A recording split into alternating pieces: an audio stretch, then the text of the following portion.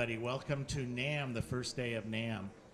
My name's Jeff Floro, and I do a radio podcast called All About Guitar on latalkradio.com, and the show literally is all about guitar.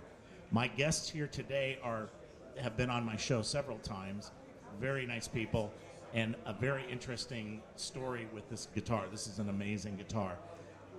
Let me welcome Gregg and Sharon De Loto. Welcome. Thank you, Jeff. Thank you very much. And we're going to talk today about this unique guitar, and also this is the Orville Gibson Sweet 16. It's a special one-of-a-kind guitar that was made, and it's to commemorate the 100th anniversary of Orville Gibson. So I'm going to start out first asking Sharon to kind of give us a little bit of background how this guitar came to be and the whole story with Orville. Okay. Well, the guitar started when I was actually researching to write a little piece about Gregg, historical piece, well, not historical, but, biographical. And I was interested in why he was so enamored with guitars made by Gibson and by Heritage. So I started doing some research, found that they were both built in the factory at 225 Parsons Street in Kalamazoo. So then I had to go farther, find out, well, what about the man? Somebody started this company, and I found Orville H. Gibson in the history books and found some discrepancies. So I just started researching myself. I'm a retired paralegal, and I discovered the answer to the discrepancies I found in the history books, but then somehow I ended up being just captured by his spirit. And he did overtake me, and I found, wow, he's such a great man. He did so much. He had he did have an interesting life. He was an entertainer. He performed, he danced, he sang. He didn't always just build guitars. Guitars actually came much later in his career, probably about at least 20 years after he was known as a very popular Kalamazoo song and dance man. And I thought, well, there needs to be more in the history books. I shouldn't just see these few little facts over and over again. So I did my own research, and I discovered that on the 100th anniversary of when the company was started, they had taken a little bouquet of flowers to his grave, and that was all that was there. And it's like, this man should have a big monument. So I decided then that I knew the 100th anniversary of his death was coming up and that we were going to do something. And so we actually were able to arrange for a graveside memorial with David R. Nichols from actually Martin Guitar, who was one of the MCs there. And the grave was just filled with flowers, just flooded with flowers. And we actually raised the money through a Facebook fundraiser. And then we had another event that we were a part of in Kalamazoo, Michigan, where there was a mural that was erected, and Orville was 13 feet tall in his striped pants and theater jacket and sombrero. And so we were really excited about that. But back then, when I started researching, I told Gregg, we need to order a special guitar. And so we ordered, 4 years ago, we ordered the guitar from Heritage Guitar because they are building in the factory at 225 Parsons Street. And then Gregg, with his expertise, he designed it. And then we had a custom pickguard designed, and the uniqueness about this is in Orville's own handwriting. We have Kalamazoo in the smokestack, where the smokestack says Gibson in blocks in Kalamazoo, but so this is actually Orville's signature. And this was in the smoke cloud. That was done by Craig Levin in Florida. He's just a master inlay craftsman. We were just so proud of his work. And then the etching in the smoke cloud was done by Chelsea Clark. She is she worked with Gibson Restorations, and she's just really a fine craftsman. And then we had taken Orville's signature from a 1909 letter, and we had that inlaid in in Malone, New York, where he is buried. It was inlaid by David R. Nichols, who has done custom inlay with Martin guitars for That's Orville's actual signature. Right, for over 40 years. So we were really honored to have such a great team help put this together. Now, you're interested about the guitar, so I'm going to hand it over to Gregg. Gregg, tell us a little bit about the design. This is a unique design. Yeah, absolutely. Well, first of all, this is a one of a kind, and it's a custom shop version, and this was commissioned by Sharon and myself, like you said, 4 years ago or so. And Pete Farmer was the builder. He's the master luthier. And we got together with Pete. We took all the inspiration from the innovations of the guitar, the features, the concepts that date back all the way to Orville.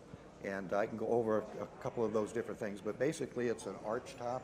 This one happens to be carved spruce, so I can get into the specs in a bit. But anyway, that's how this guitar came to be. So it's a one of a kind with most of the features that date back as far as the building of Orville Gibson. He was a master builder. The other thing that's unique about this is we ordered all of the options that Orville was best known for. He was a violin builder prior to guitar, so he knew a lot about the construction. So what we did on this guitar, this has violin quality tone woods of the highest order. We have very close grain, solid tap tune, carved spruce top, European, and the back and sides are what they call fiddleback maple. That's also tap tuned and carved. The neck is a 5-piece Western maple with mahogany strips. And you see the back Stinger headstock, and this also is Orville script. It's upside down in this picture, but you get the message. So that's from the same document in 1909 that Sharon was talking about. In this model, we're using the Chalagrand tuners on this with the ebony buttons. Notice on the back, 3-ply. Yes.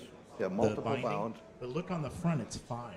Yes. Which is common. I don't know if that's common for the big jazz Gibson guitars. It is now. And on there's the also top of the line. the multi.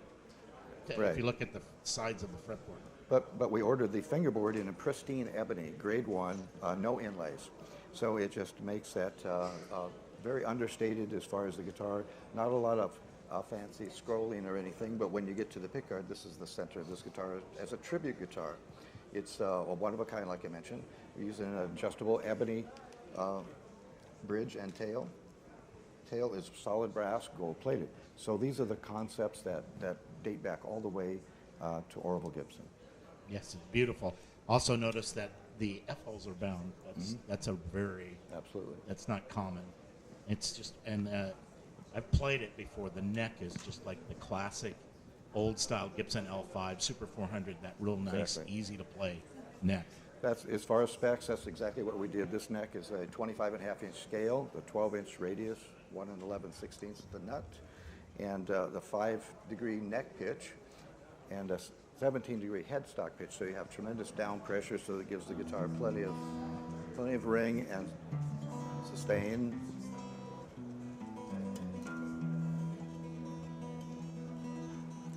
Also, tonal definition. That was Orville's mission. The guitar didn't have to just have volume, but it had to have tone. So when you heard those bands in the back,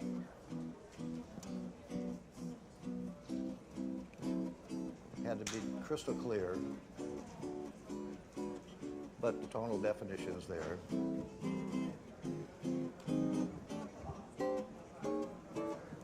A lot of power. Yes. And these were designed, at that time, what they were trying to do in the orchestras, because this was when the archtop guitar came out, there were no, the pickups hadn't come out yet. They hadn't been designed until later. And the guitar needed to cut. And especially like in a jazz orchestra, the guitar player was the timekeeper, not the drummer. So the guitar player would keep the band together. The drums would do the stings with the brass or whatever, and would do all the accents. Whereas today in rock music and popular music, it's the drum that's the timekeeper. So it's interesting. These guitars are designed to cut, so they're a little brighter. It's not as deep of like if you're used to like a dreadnought or something, the regular flat top acoustic guitars. But that's why it's made to cut. And it. Do you have a pick? Yeah, well, I use just a thumb, but just to give you an Give it example. to show how it cuts, it really cuts.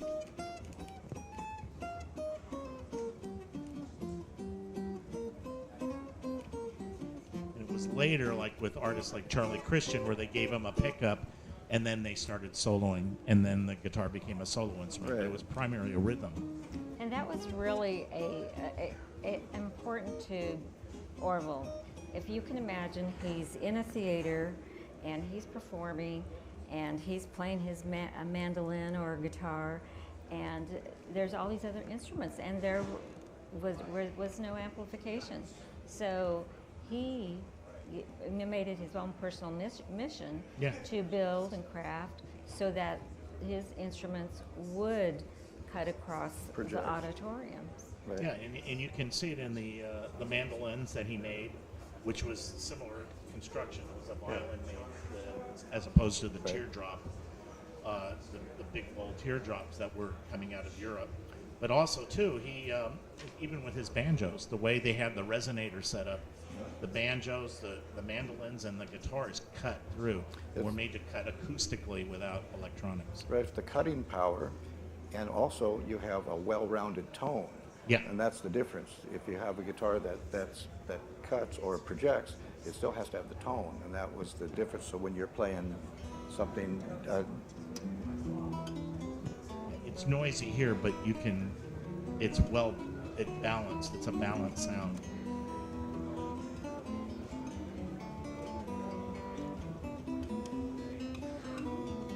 We know that Orville played a Spanish serenade. We know he sang and played in an opera, We Remember You.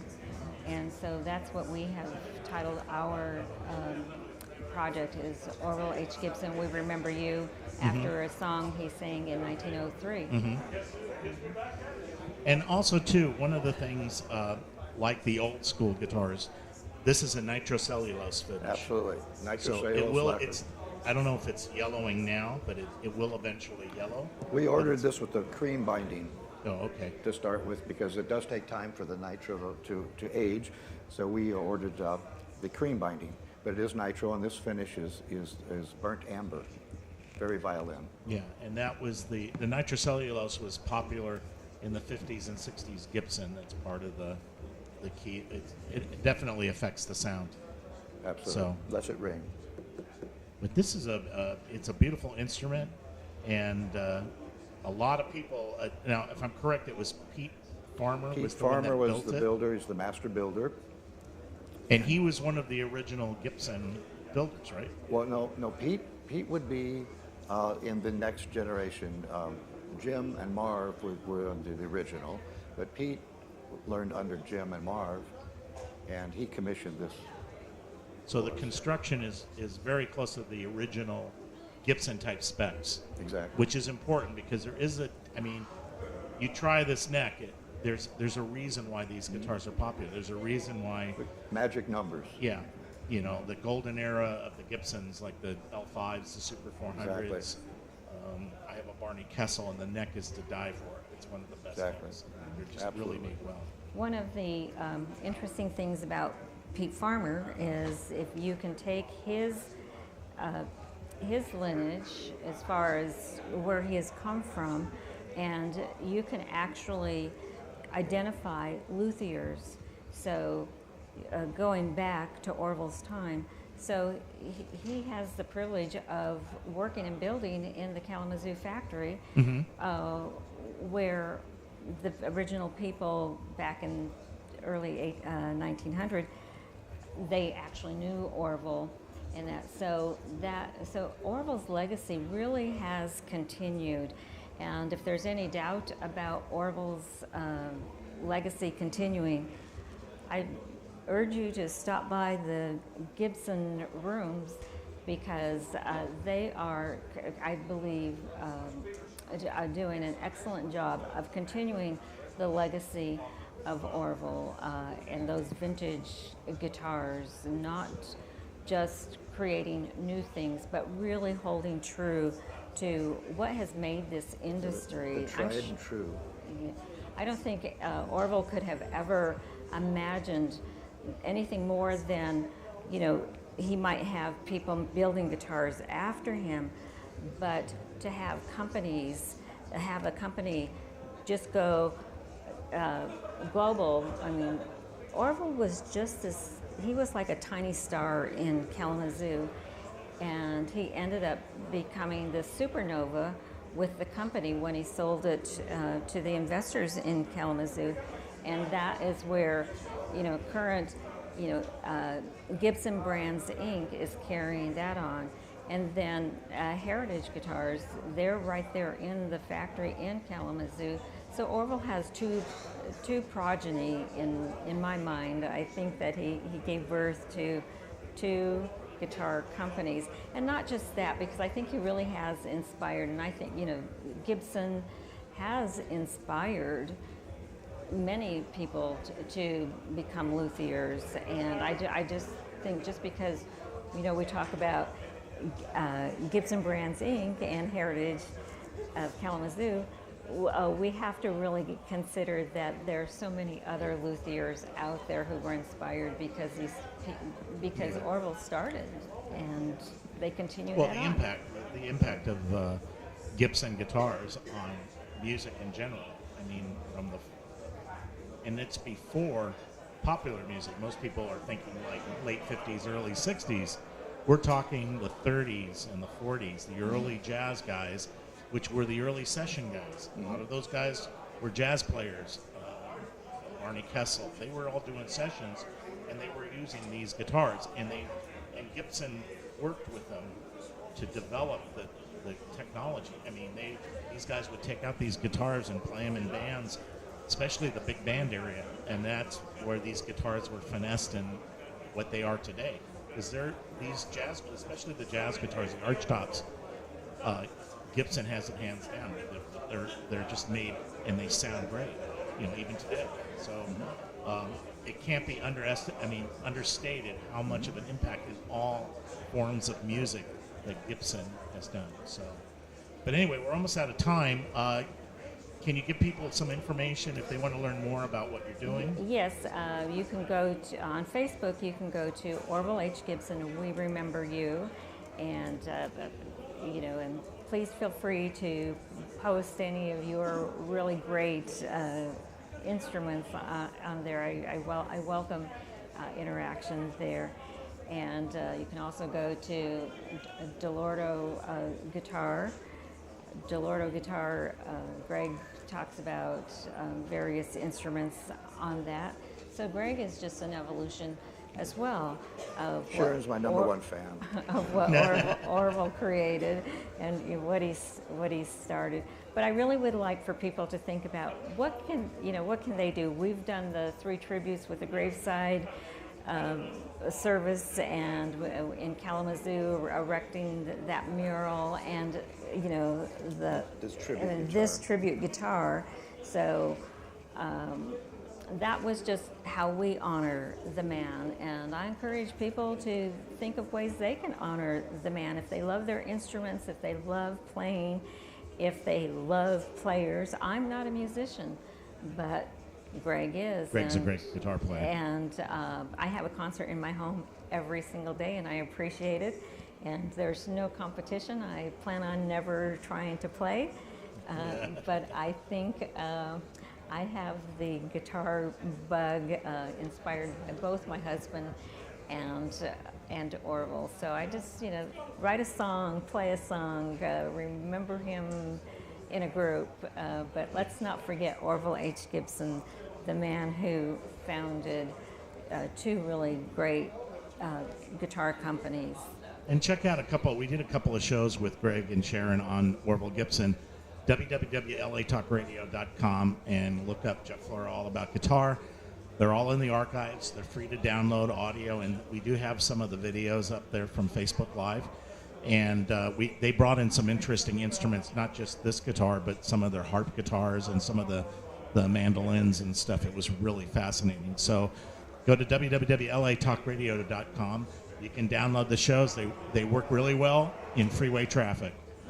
That's it for now. Thank you, and thank you for Mr. Florentino for having us on this show. And we'll see you later at NAMM.